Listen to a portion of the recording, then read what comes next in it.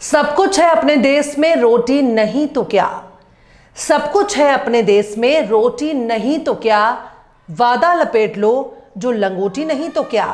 सलाम, नमस्ते, सत श्री अकाल। मैं हूं आपके साथ हर्षिता मिश्रा और आप देख रहे हैं टाइम्स मेल। इस वक्त भारत की सबसे बड़ी समस्या अगर कोई है तो उसका नाम मोदी मीडिया बहुत अच्छे तरीके से जानती है। यह समस्या इतनी बड़ी है कि मोदी जी देश के लोगों को रोजगार नहीं दे पा रहे हैं, मुफ्त इलाज नहीं दे पा रहे हैं। यह समस्या इतनी बड़ी है कि 80 करोड़ लोगों को मुफ्त में अनाज देना पड़ रहा है। यह समस्या इतनी बड़ी है कि अगर इसका कोई परमानेंट उपाय नहीं निकाला गया तो पूरे देश में हर तरफ बर्बादी का मंजर देखने को मिलेगा। यह समस्या इतनी बड़ी है कि मोदी जी की रेल पलट जाती है। यह समस्या इतनी बड़ी है कि बांग्लादेश में शेख हसीना की सरकार बदल जाती है। यह समस्या इतनी बड़ी है कुंभ में आग लग जाती है। यह समस्या इतनी बड़ी है कि जिसकी वजह से हमारे मोदी जी डीजल और पेट्रोल के दाम कम नहीं कर रहे हैं, रसोई गैस के दाम कम नहीं कर पाते, बिजली के दाम कम नहीं कर पा रहे हैं। उस सबसे विकराल समस्या के बारे में हर कोई जानता है, पर भाजपा संघ के पुरोधाओं के पास एक पारखी नजर है जिसके जरिए केवल कट्टर संघी ही देश की सबसे बड़ी समस्या को पहचान सकते हैं। दरअसल इस समस्या का नाम है मुसलमान। इस वक्त हमारे देश में जिस तरह से अल्पसंख्यकों के खिलाफ जहर बोने का काम चल रहा है, उसे देखकर यही लगता है कि पानी में भांग नहीं पड़ा है बल्कि कुएं में ही भांग मिला दिया है। देश की गोदी मीडिया मुसलमानों के नाम पर दिन रात छाती पीट रही है।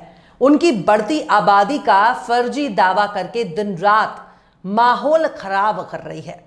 ऐसा लगता है कि उनकी सैलरी में कटौती के लिए मुसलमान ही जिम्मेदार है। लेकिन जब बात उत्तर प्रदेश की आती है तो यूपी का माहौल खराब करने की पुरजोर कोशिश होने लगती है। संभल में मस्जिद के सर्वे पर रोक लगने के बाद जिस तरह से मस्जिद के नीचे मंदिर तलाशने की होड़ लगी थी, अदालत के दखल के बाद उस तमाशे पर रोक लग गया। फिर बंद पड़े मकानों में मंदिर की तलाश होने लगी। पर एक नया तमाशा शुरू हो चुका है। अब बरेली में एक निजी प्रॉपर्टी पर बाजमात नमाज अदा करना जुर्म करार दे दिया गया है। टीन शेड के नीचे निजी प्रॉपर्टी पर नमाज करने की वजह से मुकदमा दर्ज हुआ है और बकायदा गिरफ्तारियां भी हुई हैं। संघ के पुरोधाओं ने घर में नमाज अदा करने पर बहुत ऐतराज जताया है। ड्रोन से उस निजी प्रॉपर्टी पर ताक झांक की गई, किसी की प्राइवेसी को भंग किया गया।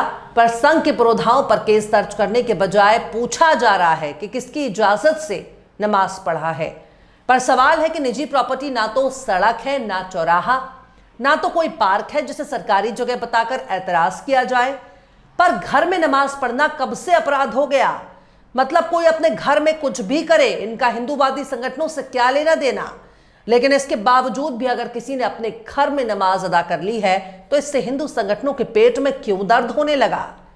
बरेली के जाम सावंत शुमाली गांव में 4 लोगों को नमाज पढ़ने पर गिरफ्तार किया गया। इन लोगों पर इल्जाम लगाया गया है कि इन्होंने इस मस्जिद को एक प्राइवेट प्रॉपर्टी पर बनाया था और बिना इजाजत लिए इकट्ठा होकर नमाज अदा कर रहे थे। हालांकि स्थानीय लोगों का कहना है कि इन्होंने केवल इकट्ठा होकर नमाज अदा की और ये कोई मस्जिद नहीं है। पुलिस इस मामले की जांच कर रही है। मीडिया रिपोर्ट्स में बताया गया है कि इस मामले में पुलिस ने ग्राम प्रधान आरिफ, अकील अहमद और मोहम्मद शाहिद और छोटे अहमद को गिरफ्तार किया है। मुजम्मिल कादिर अहमद और मोहम्मद आरिफ के खिलाफ भी मामला दर्ज किया गया है। एसएचओ ने बताया कि मामले में आगे की कानूनी कार्यवाही की जा रही है। मतलब अपने घर में जमा होकर नमाज पढ़ना अपराध कैसे हो सकता है? ये तो बहुत ही आम बात है। खासकर रमजान में दिनों में तरावी की नमाज घर पर ही होती है। अगर कोई अपने घर में इकट्ठा होकर नमाज अदा कर लेता है तो इसके लिए प्रशासन से क्यों इजाजत मांगी जाएगी? क्या कोई मोहल्ले में भंडारा करने के लिए प्रशासन से परमिशन मांगता है? क्या कोई जगराता करने के लिए प्रशासन से परमिशन मांगता है? क्या कोई पूजा आरती भजन कीर्तन के लिए प्रशासन से इजाजत मांगता है? क्या मैयत में शामिल होने के लिए किसी को परमिशन चाहिए होगी? नमाज कायम करने पर किसी को क्यों तकलीफ होने लगी? यह पूरा मामला एक हिंदू संगठन के जरिए सोशल मीडिया पर शेयर किए गए एक वीडियो के बाद सामने आया। न्यूज चैनलों के जरिए ट्विटर पर ड्रोन से कैद किए गए वीडियो को शेयर किया गया। पुलिस से एक्शन की मांग की गई और पुलिस ने जिस तेजी के साथ केस दर्ज कर गिरफ्तारी की है उसे देखकर तो यही लगता है कि पुलिस पहले से ही तैयार बैठी थी कि कोई तुरंत शिकायत करो ताकि केस दर्ज किया जाए। मीडिया रिपोर्ट्स में बताया गया है कि वीडियो की जांच के बाद पुलिस ने आरोपों की पुष्टि की और बहेरी पुलिस स्टेशन में एफआईआर दर्ज की गई है, गिरफ्तार किया है और उनके खिलाफ शांति भंग करने का मामला दर्ज किया है।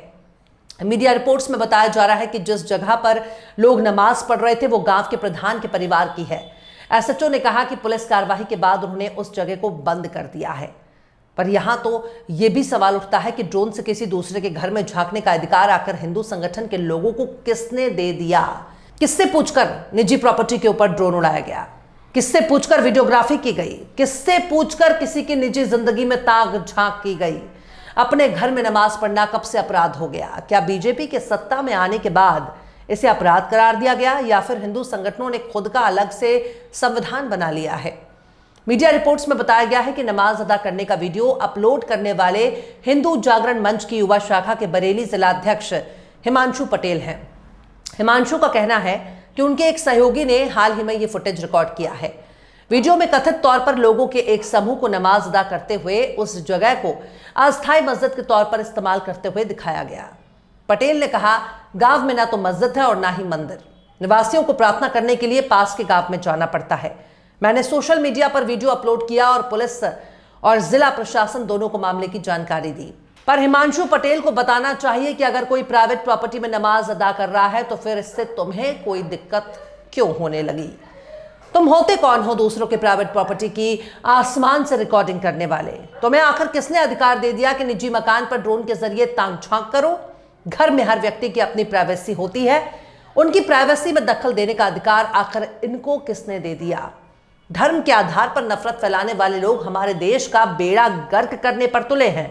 अगर किसी ने बिना किसी को तकलीफ पहुंचाए सड़क किनारे नमाज पढ़ ली, पार्क में नमाज पढ़ ली, ट्रेन में अपनी सीट पर नमाज पढ़ ली, तब भी इन नफरती चिंटुओं को क्यों मिर्ची लगने लगती है? बाज दफा तो ट्रेन में अपनी सीट पर नमाज पढ़ रहे शख्स को देखकर नफरती चिंटुओं को आग लग जाती है। सामने वाला अगर नमाज पढ़ रहा है तो उसे देखकर भजन करने लगते हैं। जब वो नमाज नहीं पढ़ रहा था तब भजन क्यों नहीं किया? क्या ऐसे लोगों को सनातनी कहा जाना चाहिए? चलो, ट्रेन में अपनी सीट पर नमाज अदा नहीं करता, पर घर तो अपनी प्रॉपर्टी है, वहां कोई पूजा पाठ करे, हवन यज्ञ करे, नाचे गाए, ठुमके लगाए, फिर नमाज पढ़े। इससे किसी को क्यों दिक्कत होने लगी? ट्रेन और पब्लिक प्लेस में भजन कीर्तन पर केस दर्ज नहीं होता, पर नमाज से दिक्कत होने लगी। उत्तर प्रदेश के माननीय मुख्यमंत्री जी को इस मामले में संज्ञान लेना चाहिए और लोगों की प्राइवेसी भंग करने, मनमाना केस दर्ज करने वाले और ड्रोन उड़ाने वाले लोगों पर गंभीर धाराओं में केस दर्ज किया जाना चाहिए, वरना समाज में इसका गलत असर जाएगा। बहरहाल, चलते चलते आखिर में शौक बहराइची ने भी क्या खूब फरमाया है, बर्बाद गुलिस्ता करने को बस एक ही उल्लू काफी था। बर्बाद गुलिस्ता करने को बस एक ही उल्लू काफी था। हर शाख पे उल्लू बैठा है, अंजाम गुलिस्ता क्या होगा? फिलहाल इस खबर में बस इतना ही। इस खबर को आप हमारे साथी शम्स तबरेज की कलम से सुन रहे थे। आपको कैसा लगा कमेंट बॉक्स में जरूर बताइए। वीडियो पसंद आए तो लाइक करें, शेयर करें और बेबाक, निष्पक्ष, स्वतंत्र पत्रकारिता को सपोर्ट करने के लिए आप हमारे चैनल टाइम्स मेल को जरूर से सब्सक्राइब करें और हाँ, बेल आइकन की घंटी वाली बटन आप जरूर से दबा दें ताकि आपको हमारे आने वाले नए वीडियो की नोटिफिकेशन फौरन ही मिल जाए। फिर मिलते हैं किसी और वीडियो में एक नई खबर के साथ। हर्षिता मिश्रा को दीजिए इजाजत। जय हिंद। अगर अभी तक आपने हमारे चैनल टाइम्स मेल को सब्सक्राइब नहीं किया है तो जल्दी से सब्सक्राइब कर दें और बेल आइकन भी प्रेस कर दें।